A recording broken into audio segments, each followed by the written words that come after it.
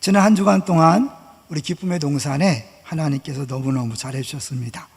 우리 이제 책새요 6주간 동안 큰 은혜 속에 잘 진행되게 하심을 감사합니다. 아시겠지만 예전에는 출석하는 인원 몇 사람만 설교를 듣게 지나갔는데, 이번에는 인터넷을 하다 보니까 계속해서 수백 명씩 조회수가 뜨는 걸 봤어요. 그러니까 하나님이 이 여름에 어마어마한 은혜의 통로를 주셨구나라는 생각이 들어서 감사했고요. 수고하신 우리 교육자들에게도 감사를 드립니다. 두 번째로는 우리 주중에 지하 의자를 스팀 세척하고 또 물탱크도 청소했어요. 코로나19가 극심하지만 교회는 여전히 살아서 역사하고 있음을 보여주는 증거라고 생각합니다. 수고하신 분들에게 감사를 드립니다. 세 번째로는 또 한 분이 500만 원 코로나19 목적 헌금을 드려서 감사합니다. 저는 그런 생각이 들어요.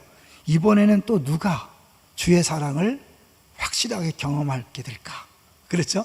분명히 이번에 필요한 사람을 위해서 우리 성도님 마음을 감동했다고 믿습니다. 꼭 필요한 분에게 전달될 수 있도록 기도해 주십시오. 자, 이제 오늘 제목을 같이 확인해 보겠습니다. 뭡니까? 하나님 나라와 정치. 제목을 보면서 어떤 생각이 들었어요? 우리 목사님 드디어 정치 얘기를 하시려나? 이런 생각 하신 거 아니에요? 어떤 사람은 제목 자체가 너무 무겁다고 느낄지 모르지만, 결론적으로 말씀드리면 우리 모든 성도들은 한결같이 다 정치하는 사람들입니다. 정말 그런가? 네, 여러분, 하나님이 하나님 나라를 위하여 정치하는 삶을 살게 하신 거죠. 어떻게 그렇게 말할 수 있는지는 같이 한번 보도록 하겠습니다. 먼저요, 우리 이 정치란 뭔가를 잠깐 생각해 봐야 되겠죠. 10년 전에 대물이란 드라마 혹시 기억하시나요? 한번 그림을 보여주시죠. 이 대물이란 드라마가 굉장한 인기를 끌었죠. 근데 거기에 보면 이런 대사가 나와요. 정치가는 어떤 사람입니까? 그럴 때 한 사람이 말하기를, 뭐 별거 있나? 잘하면 저강에 이따만한 고등어 같은 은어떼가 몰려오고, 못하면 은어씨를 말려버리는 놈이지. 그러니까 정치를 잘해야 모든 사람이 잘 살 수 있다는 거죠. 그럼 정치라는 국어 사전적 의미는 뭘까요? 한번 볼까요? 국어 사전적 의미, 정치.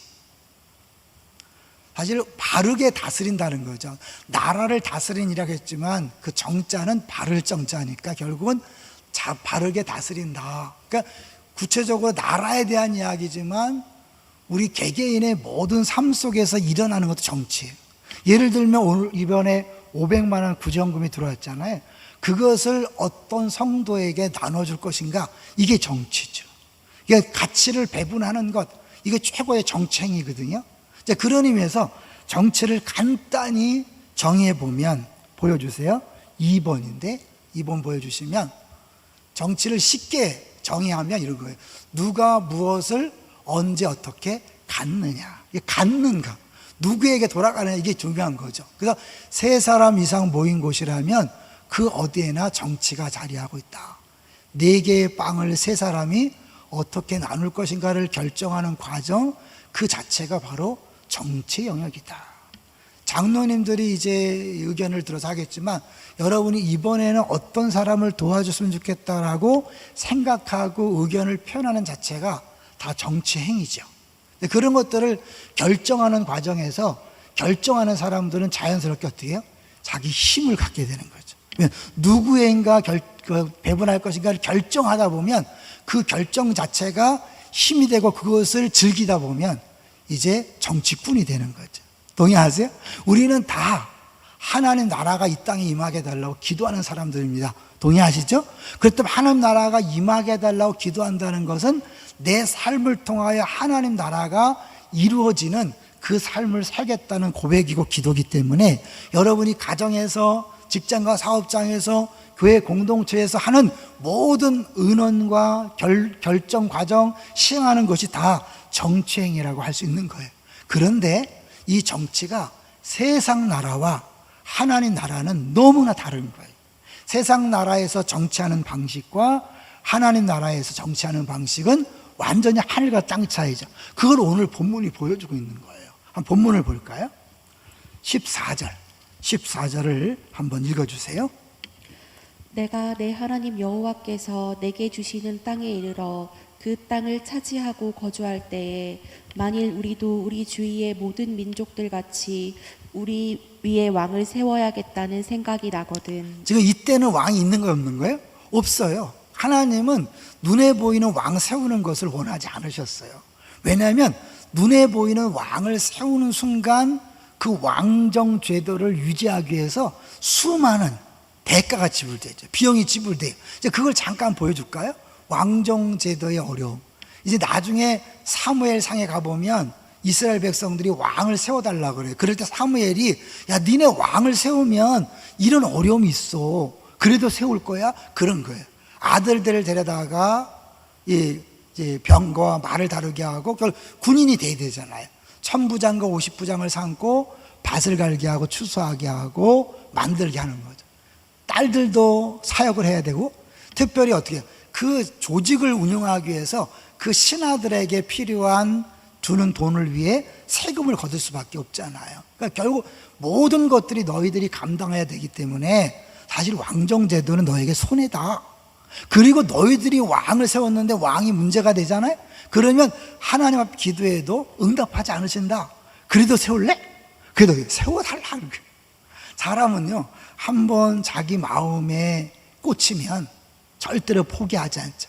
여러분 기도 제목도 마찬가지. 하나님 원하지 않음에도 불구하고 끝까지 기도해요. 그럼 하나님 어떻게 해요? 들어주셔요. 그것이 최선이 아니지만 하나님이 들어주셔요. 여러분 일상생활에 많을 거예요. 분명히 하나님 뜻이 아닌데 막 자기가 주를 위해서 일하겠습니다 하고 막 고집을 펴요. 그럼 하나님이 들어줘요. 왕정도 마찬가지예요. 눈에 보이지 않는 하나님이 다스릴 때는 왕과 왕궁과 신하들을 위한 비용이 들지 않고 더 완벽한데 사실은 세상 사람들처럼 똑같이 왕을 세워달라고 함으로 말미암아 더 어려움을 겪는 거죠. 그러면 이스라엘 백성들은 왜 왕을 세워달라고 그랬죠? 배경을 기억하세요? 사사시대를 겪으면서 그들이 다른 나라와 비교를 한 거죠. 다른 나라는 왕이 있어서 세고 우리는 왕이 없어서 약한가? 근데 실제는 뭐였어요? 왕 때문이 아니었어요. 죄 때문이었죠. 기억나세요? 사사기에 4대 악순환의 그런 조항들이 있어요. 첫 번째는 평안할 때 죄를 져요. 죄를 지면 하나님이 그만 가만두지 못하고 징계하시죠. 매를 때리세요. 그럼 죽겠다고 소리치면 하나님이 사사를 보내서 구원하셔요. 그 구원하면 좀 평안해지면 또 죄를 져요. 이게 우리 모습이에요. 평안하면 죄를 진다니까요. 그래서 죄 짓기 때문에 적들이 쳐들어오고 사사를 보내 그랬는데 결국 죄를 짓지 말자 이렇게 간 게 아니라 우리가 이렇게 끊임없이 전쟁에 시달리는 것은 죄의 문제가 아니라 세상 나라처럼 왕이 없기 때문이야. 왕을 세워달라고 하자. 그런 거예요. 사무엘도 기분 나빠했지만 하나님도 나를 버린 것이다 라고 그렇게 이야기하죠. 그럼에도 불구하고 하나님은 왕을 세우라 그래요. 이게 하나님의 사랑이에요. 여러분 탕자가 둘째 아들이 재산을 달라고 그럴 때 아버지가 어떻게 해요? 다 탕진할 거 알지만 달라고 요청해 주잖아요. 이게 하나님 아버지예요. 자, 그래서 이제 그들이 그렇게 왕을 달랄 걸 미리 아시고 왕을 세우되 그러나 조건이 있다. 첫 번째 자격에 대해서, 두 번째 의무에 대해서 말씀하고 있는 거죠. 15절을 읽어주세요. 15절. 반드시 내 하나님 여호와께서 택하신 자를 내 위에 왕으로 세울 것이며 내 위에 왕을 세우려면 내 형제 중에서 한 사람을 할 것이요 내 형제 아닌 타국인을 내 위에 세우지 말 것이며. 두 가지예요. 첫 번째는 뭐예요? 하나님이 택한 자야 된다. 두 번째는 내 형제 중에 해야 된다. 중요한 게 이 형제 중이라는 거예요. 굉장히 중요한 의미거든요. 그림으로 한번 준비해 봤어요. 먼저 자격에서 첫 번째는 하나님이 선택한 사람이 한다. 선출이 아니라 선택이, 능력, 인기. 사람들이 원하는 지도자가 아니라 하나님이 세우시는 지도자가 돼야 된다는 거예요. 잘 생각하셔야 돼요. 교회도 인기가 아니에요. 능력이 아니에요. 하나님께서 필요해서 세우신 걸 믿습니까? 자, 두 번째가 중요한데 두 번째 자격은 형제 중에서 한 사람. 왜 꼭 형제를 강조하냐? 능력 있으면 외국인도 되면 될 텐데. 근데 그건 차별이 아니라 구별인 거예요. 이 형제라는 의미가 굉장히 중요해요. 왜 형제를 강조하실까? 이거는 뭐냐면 하나님이 이스라엘 백성을 언약 공동체로 세웠기 때문에 왕이 세워졌다 그래서 왕이 막 군림하는 게 아니라 힘을 막 쓰는 게 아니라 형제 사람으로 가족 공동체로서 그렇게 왕권을 행사하는 거예요. 오늘 1부 때 이기영 목사님이 아주 좋은 표현을 썼기 때문에 제가 같이 써봅니다. 정치를 잘하는 것이 왕의 존재 목적이 아니다. 우린 자칫하면 내가 잘해서 우리 공동체를, 나라를 잘 살게 할 거라고 생각해요. 아니에요. 하나님이 말씀하시는 자격 조건을 보면 이거는 다분히 네 능력이 아니고 네가 어떻게 잘하는 게 아니라 철저하게 공동체를 잘 유지해라, 그런 거예요. 자, 그런 의미에서요, 신명기의 그 4대 신학을 한번 정리해 봤어요. 자, 신명기에서 말하는 4가지 보여주세요. 첫 번째는 유일신 신앙이죠. 두 번째, 우리 지난주 본 것처럼 중앙 성소의 강조고, 세 번째는 가나안에 대한 부정적인 평가예요. 네 번째가 중요한데 사랑과 정의의 공동체에 대한 강조죠. 이스라엘이 자기들끼리는 서로 돕고 화합하는 아름다운 공동체가 되기를 대망한다. 여기서 형제가 중요한 것, 성경을 한번 잠깐 볼 텐데요. 여러분, 마태복음 25장 40절 한번 보여주세요. 마태복음 25장은 3가지 비유가 나오는데 특별히 마지막에 양과 염소를 보여주세요. 양과 염소를 구분하는 기준을 이야기하죠. 그럴 때 어떻게 해요? 가난하고 약한 사람들을 섬긴 것이 나를 섬긴 것이다. 근데 그 임금이요, 그 약한 사람을 뭘로 표현하나 보세요. 자, 읽어주세요. 임금이 대답하여 이르시되 내가 진실로 너희에게 이르노니 너희가 여기 내 형제 중에 지극히 작은 자 하나에게 한 것이 곧 내게 한 것이니라 하시고. 뭐라고 했어요? 내 형제. 가난하고 약해서 멸시당하는 아주 빈약한 존재지만 임금이 뭐예요? 내 형제다. 성경은 신구약 성경 전체를 통해서 모두가 다 한 형제임을 강조해요. 하나 더 볼까요? 마태복음 28장 10절. 마태복음 28장 10절 읽어주세요. 이에 예수께서 이르시되 무서워하지 말라. 가서 내 형제들에게 갈릴리로 가라 하라. 거기서 나를 보리라 하시니라. 예수께서 말씀하시는데 사도들을 뭐라고 표현해? 내 형제들이다. 그리고 신약 성경을 보면 계속해서 형제들아, 형제들아, 형제들아. 제가 우리 기쁨의 동산교를 처음 개척하고 운영인 모임 때마다 강조한 내용이 있어요. 우리는 일로 만난 것이 아니라 가족으로 만났습니다. 이런 교회가 일 중심이 되는 순간 세상 나라와 다를 게 없는 거예요. 우리는 가족 공동체로 모인 거예요. 이제 그런 의미에서요, 하나님께서 형제 중에서 택하라고 그렇게 특별히 강조하는 거예요. 20절을 보세요. 20절. 이제 결론적인 부분이지만 20절에도 형제라는 단어가 나오잖아요. 20절을 읽어주세요. 시작. 그리하면 그의 마음이 그의 형제 위에 교만하지 아니하고 이 명령에서 떠나 좌로나 우로나 치우치지 아니하리니 이스라엘 중에서 그와 그의 자손이 왕위에 있는 날이 장구하리라. 네, 여기 보니까요, 형제 위에 교만하지 않는다. 세상 나라의 군주들은 뭐예요? 자기들은 신의 대행자라 그래서 자기와 백성들을 뭐예요? 구분해요. 그런데 이스라엘 왕은 아니라 똑같은 형제 의식을 가지고 똑같이 하나님 말씀 앞에 서서 사실은 살아가는 존재라고 얘기하는. 이거를 교회에 적용하면요, 쉽게 이해가 돼요. 자칫 잘못하면 우리 교회가, 모든 교회가 세상 나라 방식으로 갈 수 있는 위험성이 있는데요. 이번에 책세어 때 소개한 책들 중에 제가 2권을 오늘 같이 볼 텐데요. 4번을 한번 보여주세요. 어떤 책인지 아시죠? 누가 소개했는지? 울이라는 단어는 울다의 어근 울과 사람을 의미하는 전미사 이가 더해진 우리에서 발전했다는 거죠. 그래서 새로운 학설을 발견했는데 그게 사실이라면 3가지 의미로 풀었을 수 있다. 첫째는 우리란 정서적으로 슬픔과 기쁨을 함께 나누는. 둘째, 우리란 내 편에 서서 적이나 상대에게 목소리를 내는 사람들. 세상 정치는요, 나와 같지 않으면 적이에요.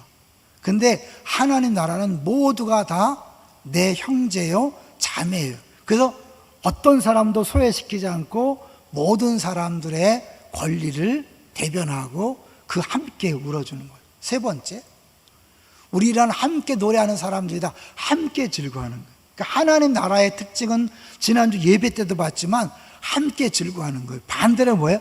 누군가가 눈물을 흘리고 있다면 하나님 나라가 아닌 거예요. 그래서 교회에서는 결정할 때 잘 하셔야 돼요.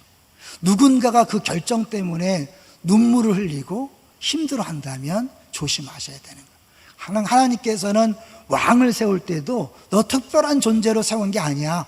다 함께 형제의식으로 형제 사랑으로 가는 거죠. 원래 그 이슬람교는요 자기들끼리 그 형제를 무지 강조하거든요. 그러면서 교회를 욕해요.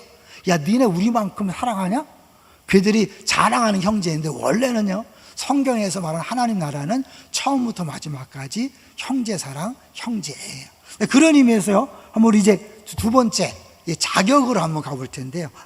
의무에 대해서 볼 거예요. 의무. 그는 병마를 많이 두지 말 것이요 병마를 많이 얻으려고 그 백성을 애굽으로 돌아가게 하지 말 것이니 이는 여호와께서 너희에게 이르시기를 너희가 이후에는 그 길로 다시 돌아가지 말 것이라 하셨으며 17절까지 보겠습니다. 그에게 아내를 많이 두어 그의 마음이 미혹되게 하지 말 것이며 자기를 위하여 은금을 많이 쌓지 말 것이니라. 의무를 두 가지로 나눌 수 있는데 소극적 뭐뭐 하지 마라 하지 마라 하지 마라, 적극적 뭐뭐 해라 해라 해라, 많이 두지 마라 많이 두지 마라 많이 두지 마라. 세 가지 그림으로 여러분 기억에 남도록. 첫 번째 아까 보여주세요. 먼저 병마를 많이 두지 말라는 거예요. 군사력을 키우려고 하지 마라. 세상의 모든 나라는 군사력 증강에 집중하잖아요. 근데 하나님이 지켜준다는 걸 믿으려면 뭐예요? 내 힘을 키우는 게 아니에요. 그래서 이 교회에서도 자기 힘을 자꾸 키우려고 하는 건 뭐예요? 세상 방식인 거죠. 특별히 여기 보면 성경에 애굽으로 돌아가지 못하게. 애굽은 뭐예요? 세상의 특징이잖아요. 우리가 구원받기 전의 삶을 애굽의 삶이라고 그랬잖아요. 여기서 여러분 이 세 가지와 시편 1편을 한번 연결시켜 봤으면 좋겠어요. 시편 1편 첫 번째 뭐죠? 악인의 꾀를 쫓지 아니하며 죄인의 길에 서지 아니하며 오만한 자의 자리에 앉자. 세 가지를 얘기하는데 여기도 세 가지를 하지 말라고. 자, 두 번째 보여주세요. 연결해 보세요. 그러니까 첫 번째 병마를 많이 두지 마라, 애굽을 돌아가지 마라, 악인의 꾀라면 두 번째 아내를 많이 두지 말라. 이건 일부일처제를 강조하는 게 아니죠. 아내를 많이 뒀을 때 왜 많이 두는 거죠? 솔로몬 기억하시죠?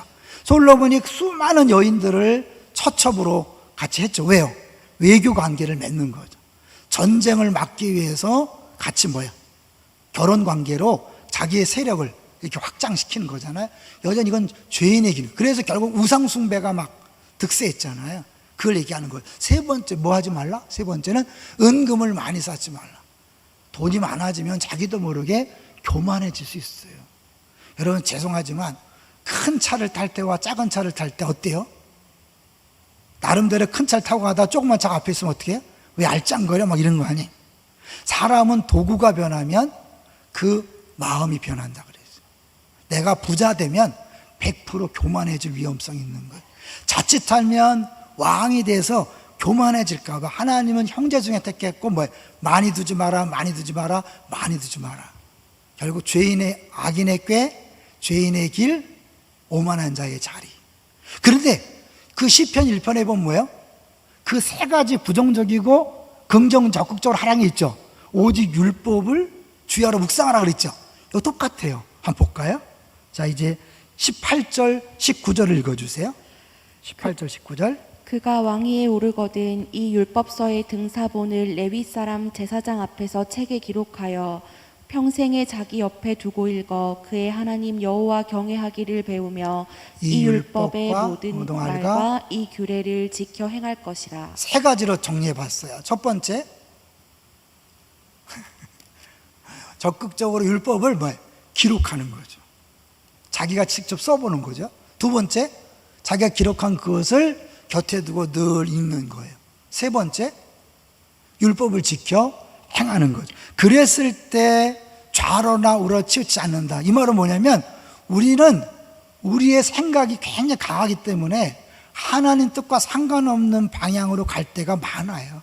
왜냐하면 옛사람을 잊고 있잖아요. 그래서 하나님 말씀을 계속해서 묵상하지 않으면 딴 길로 좌로나 우로나 갈 수밖에. 이거는 좌파 우파가 아니에요.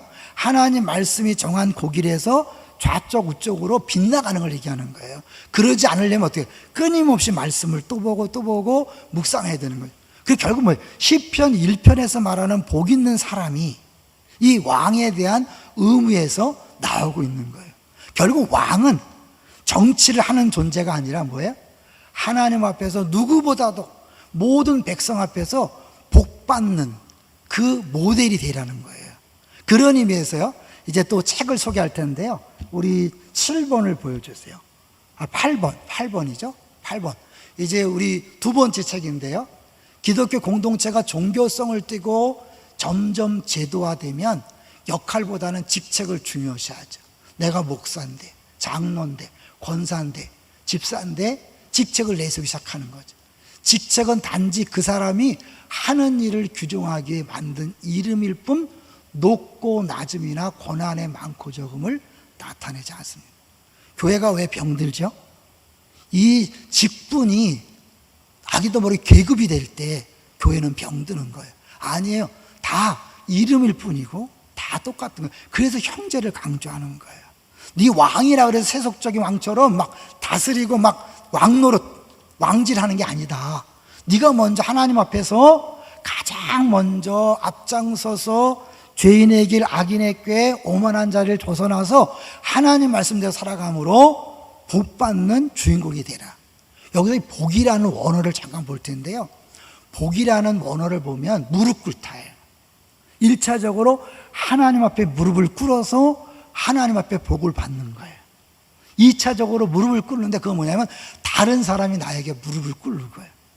어떻게 막 복종시키는 게 아니라 내가 받은 복을 나누어주고 베풀어줌으로 그들이 그 복을 같이 누리면서 너무 고마워서 감사해서 나에게 무릎을 꿇고, 이게 영향력인 거예요. 세상 리더십은 막 힘으로 밀어붙이잖아요. 이제 결론적인 학교지만, 근데 기독교 리더십, 성김의 리더십, 하나님 나라의 리더십은 자기가 받은 복을 나누고 베풀므로 그들이 자발적으로 무릎을 꿇음으로 영향력을 행사하는 거예요. 동의하시나요? 자, 그런 의미에서 이제 9번을 보겠습니다. 9번. 그래서 이 교회에서의 지도자, 하나님 나라의 지도자는 공동체 식구들을 위해서 자신을 내어주며 수고하고 진리를 쫓아서 앞서서 걸어가는 거예요. 잘못하면 교회가요, 직분을 맡으면 결제만 하려고 그래. 그리고 앞장서서 모델이 안 돼. 그러면 끝나는 거예요. 선두에 서서 시편 1편의 삶을 가장 먼저 걸어가는 사람이 그것이 리더예요. 그래서 세상 나라의 리더십과 이 하나님 나라의 리더십이 결정적으로 다른 거죠. 이런 역할을 하는 사람들이 바로 지도자이다. 하나 더 볼게요. 10번까지 볼게요. 성경은 그래서 교권주의와 반교권주의를 둘 다 틀렸다 그래요. 교권주의 뭐냐면 내가 제사장이야, 내 말 안 들으면 3대가 벌 받을 거야, 이렇게 목사가 자기를 막 강조하면 그건 교권주의예요. 목사도 여러분 직책은 하나의 그런 형제 속에서 하는 거지 내가 높은 게 아니에요. 반교권주의는 뭐냐면 다 왕 같은 제사장들인데 니나 내나 똑같이 그러면서 함부로 대하는 거, 그것도 아니에요. 왜냐하면 하나님께 주신 질서 안에서 서로의 직책을 중요시하는 거예요. 소중히 여기는 거죠. 그래서 어떻게 해요? 그 책에서는 이끄미와 따름이라는 표현을 써요. 그러니까 리더를 이끄미, 이런 팔로워들을 따름인데 서로 인정하고 사랑함으로 아름다운 공동체를 이룬, 힘싸움이 아니에요. 힘겨루기가 아니에요. 동의하세요? 이게 하나님 나라하고 천국이죠. 세상 조직과 전혀 다른 모습인 것을 우리에게 보여주고 있는 거죠. 그 다음에 이제 아까 이제 이 부분에 대해서 이제 하나님 나라에서 본격적인 진짜 모델적인 왕은 누굴까요? 다윗도 아니고 솔로몬도 아니고 사울도 아니었어요. 다윗이 좋은 왕이었지만 그는 십계명 전체를 범한 사람이에요. 단순히 간음한 사람이 아니에요. 우리의 아내를 빼앗은 간음이 아니라 그는 1계명 하나님을 멸시한 거예요. 그 나단이 그랬잖아요. 너는 나를 멸시했다. 단순히 우리의 아내를 뺏은 게 아니라 하나님을 멸시한 1계명을 범한 거예요. 그리고 이웃의 아내를 탐냈으니까 10계명을 범한 거예요. 그러니까 10계명 전체를 범한 사람이 다윗이에요. 솔로몬은 하나님께서 어마어마한 지혜를 줬는데 그 지혜를 가지고 자기가 나라를 잘 다스려 보려고 잘 지키려는 과한 욕심 때문에 말을 많이 준비하고 부인들을 많이 얻었죠. 그러니까 하나님 하지 말라는 걸 다 한 거예요. 여기서 중요한 거예요. 하나님 나라의 리더십, 왕권은요, 내가 뭘 하는 게 아니에요. 철저하게 낮아져서 섬기는 거예요. 그러면 뭐예요? 진짜 왕이신 하나님이 일하죠. 잘 기억하세요. 교회에 왜 문제가 생기냐면 내가 뭘 주도하려고 그래요. 내가 뭘 잃어보려고 그래요. 그 솔로몬이라니까요.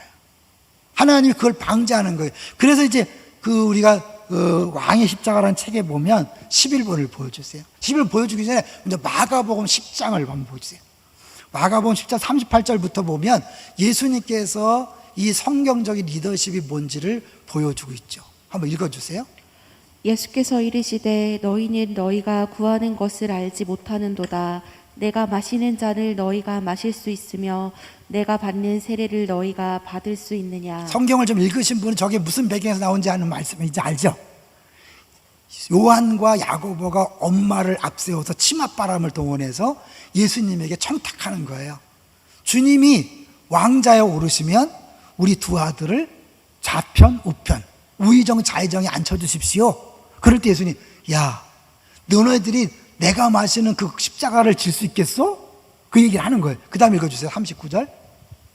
그들이 말하되 할 수 있나이다. 예수께서 이르시되 너희는 내가 받는 세례를 받으려니와. 예, 결국 그들이 막 할 수 있다고 큰 소리 치죠. 뭘 할 수 있어요? 도망가면서. 40절. 내 좌우편에 앉는 것은 내가 줄 것이 아니라 누구를 위하여 준비되었든지 그들이 얻을 것이니라. 하나님이 다 하신다는 거죠. 예수님도 그걸 인정하죠. 하나님 아버지의 권한인 걸 다 인정하고. 41절. 열 제자가 듣고 야고보와 요한에 대하여 화를 내거늘. 왜 화를 내죠? 똑같은 욕심이 있었기 때문에 화를 내는 거예요. 여러분 신앙생활 하면서 왜 화나는지를 잘 점검하셔야 해요. 똑같기 때문에 그래요. 42절. 예수께서 불러다가 이르시되 이방인의 집권자들이 그들을 임의로 주관하고 그 고관들이 그들에게 권세를 부리는 줄을 너희가 중요한 알거니와. 거예요. 세상 리더십은 뭐예요? 이방인의 집권자들은 임의로 자기 마음대로 하는 거예요. 고관들이 권세를 부리는 거예요. 왕노릇, 왕질을 하는 거죠. 갑질을 하는 거죠. 그런데 43절. 너희 중에는 그렇지 않을지니 너희 중에 누구든지 크고자 하는 자는 너희를 섬기는 자가 되고. 네, 높이 올라갈수록 높은 것도 아니지만 스스로 만약에 그렇게 한다면 더 낮아져야 돼. 섬기는 자가 되고. 44절. 너희 중에 누구든지 으뜸이 되고자 하는 자는 모든 사람의 종이 되어야 하리라. 모든 사람의 종은 뭐예요? 자기 생각이 없는 거예요. 내 계획과 뜻이 없는 거예요. 잘 기억하세요. 우리는 내가 교회에서 직분을 맡으면 내가 한번 해보리라. 아니에요. 그럴수록 교회는 망가져요. 45절. 인자가 온 것은 섬김을 받으려 함이 아니라 도리어 섬기려 하고 자기 목숨을 많은 사람의 대속물로 주려 함이라. 만왕의 왕 내 주께서 찬양했잖아요. 만왕의 왕으로 오신 분이 왕권으로 막 행사한 게 아니잖아요. 그분은 섬기는데 어디까지? 자기 목숨을 내어주는 데까지, 죽는 데까지 섬겨준 거죠. 여기서 하나님 예수님께서 뭐야? 너희들은 그렇지 않다. 세상 나라는 마음대로 주관하고 힘을 쓰지만 하나님 나라는 그렇지 않다. 그것을 이제 책을 통해서 잠깐 보면요, 11번을 보여주세요. 11번을 보여주시면 하나님은 이렇게 말씀하시는 거죠. 권력을 통해 영향력을 얻으려는 것은 어리석은 짓이다. 권력을 통해 얻은 영향력으로는 사회를 진정으로 변화시킬 수 없다. 나머지 자세하게 나중에 읽어보세요. 결국 진정한 영향력, 리더십은 영향력이라고 하잖아요. 내 힘을 써서 막 돈으로 막 힘으로 몰아붙이는 게 아니라 그들이 자발적으로 변화되어서 내 앞에 무릎을 꿇는 거죠. 그러니까 진정한 영향력은 사랑과 섬김에서 오는 것이다. 12번. 그래서 진정한 영향을 빼앗는 게 아니에요. 자발적으로 주는 거예요. 아까 복 얘기했죠? 복은 내가 받은 복을 나누고 베풀어 줌으로 그들이 너무 감사해서 무릎을 꿇는 거예요. 그들이 우리의 종이 되어서 우리가 하자는 대로 같이 하는 거죠. 예수님께서 우리를 위하여 죽으신 것이 바로 그 모습. 만왕의 왕인데 뭘 했어요? 그냥 죽으셨어요. 여러분, 이게 진정한 하나님 나라의 정치를 보여주고 있는 거예요. 마지막 13번. 예수님은 진정한 대성물이 되셨다. 그분은 우리를 대신해 죗값을 치르셨다. 우리가 스스로를 무가치하게 여길 때 그분은 자신의 목숨을 버릴 만큼 우리가 소중한 존재라고 깨우쳐. 이게 중요해요. 나 자신은 무가치하고 느끼니까 자꾸 내가 내 가치를 증명하려고 힘을 쓰는 거예요. 보란 듯이 내가 한번 내 직분을 행사해 보는 거예요. 난 이런 사람이야. 내가 얼마나 잘난 사람인지 알아? 내가 얼마나 능력 있는 사람. 이게 자기 가치를 증명하려는 거잖아요. 근데 예수님께서 나를 위해 죽으심으로 너는 그거 안 해도 나보다 너무 귀한 존재야. 온 천하가 귀한. 그러니까 자기 입증할 필요가 없는 거 잘 생각하셔야 돼요. 우리가 왜 흥분하고 왜 화를 내고 그렇게 일을 하려고 하는지 아세요? 나의 가치를 증명하려고 하는 거예요. 그런데 이미 그분이 나를 인정해 줬기 때문에 나는 뭐예요? 더 이상 부족함이 없는 거예요.